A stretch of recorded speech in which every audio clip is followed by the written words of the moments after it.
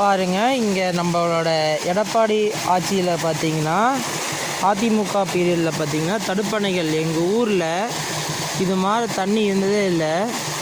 அதோடு பார்த்திங்கன்னா நிலத்தடி நீர்மட்டம் பார்த்திங்கன்னா ரொம்பவுமே கீழே போயிடுச்சு. ஆனால் அண்ணன் எடப்பாடி அவர்களோட ஆட்சியின் கீழ் நிறைய தடுப்பணைகள் கட்டினாங்க. இதனோட பலனாக எங்கள் ஏரியா முழுசுமே நீர்நிலைகள் மேம்படுத்தி இருக்குது. இதை கண்பூர்வமாக பார்க்குறேன். முன்னையில் எங்கள் ஊரில் போர் போட்டால் குறைஞ்சது 600 அடிக்கு கீழே தான் தண்ணி வரும். இப்போ பார்த்திங்கன்னா வெறும் 300 அடியிலேயே நீர் வர ஆரம்பிக்குது.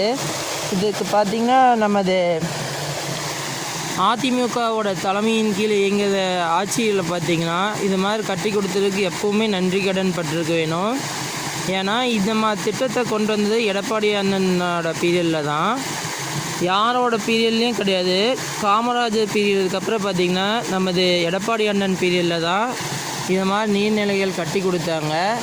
இதன் பலனாக பார்த்திங்கன்னா ரொம்ப நாள் பார்த்திங்கன்னா இங்கே தண்ணி தேக்க முடியுது. மினிமம் நீரோட்டமே இல்லைனா கூட ஒரு 3 மாதத்திற்கு இந்த குளத்தில் பார்த்திங்கன்னா தண்ணீர் இருக்குது. வர தடுப்பணைகளால் பார்த்திங்கன்னா அவ்வளோ பயன்கள் பெற்றிருக்குது. அதாவது 600 அடிக்கு கீழே இருந்த நீர் மட்டும் இன்றைக்கி 300 அடியில் வந்திருக்குது. இப்போ எங்கள் ஊரில் நிறைய சைட் போட்டு விவசாய நிலங்கள்லேயும் வீடு கட்டுறாங்க. 1 அடிக்கு ஒருக்கா போர் போட்டாவே தண்ணி வருதுன்னா பார்த்துக்குங்க. முன்ன குறைஞ்சது 600 அடிக்கு கீழே போனால் தான் ஒரே ஒரு மட்டம் தான் இருந்துச்சு. இன்றைக்கி எல்லா மட்டத்துலேயும் நீர் இருக்குது. இதற்கு காரணம் இது போல் சிறு சிறு தடுப்பணைகள் தான் காரணம். குறிப்பிடும்படியாக சொல்ல போகிறேன்னா நம்மளோட எடப்பாடி அண்ணன் ஆட்சியில் தான் இது மாதிரி பண்ணாங்க.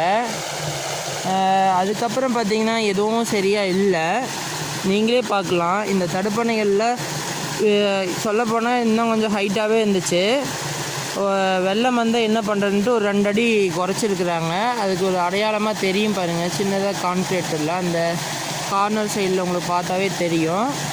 இப்போ நீர்நிலை வந்துட்டு இருக்குது, நீரோட்டங்கள் வர ஆரம்பிச்சிருச்சு. சொல்லப்போனால் ஒரு வினாடிக்கு பார்த்திங்கன்னா ஒரு 100 லிட்டர் தண்ணி இப்போ ஊற்றிக்கிட்டு இருக்குதுன்னு கூட வச்சுக்கலாம். அந்தளவுக்கு நீர் வரும். அதான் மீன் வளங்களும் பார்த்திங்கன்னா இங்கே அதிகமாகிருச்சு. முன்ன மாதிரி இல்லை, ஃபஸ்ட்டில் இந்தளவுக்கு இருக்காது. இதோட குளத்தோட உங்களுக்கு ஒரு நாளைக்கு ட்ரோன் ஷாட்டில் கூட காமிக்கிறேன் பாருங்கள். இது ரொம்ப ரொம்ப பெரிய குளம். சொல்லப்போனால் ஒரு 2 கிலோமீட்டருக்கு இந்த குளத்தோட நீளம் இருக்குது.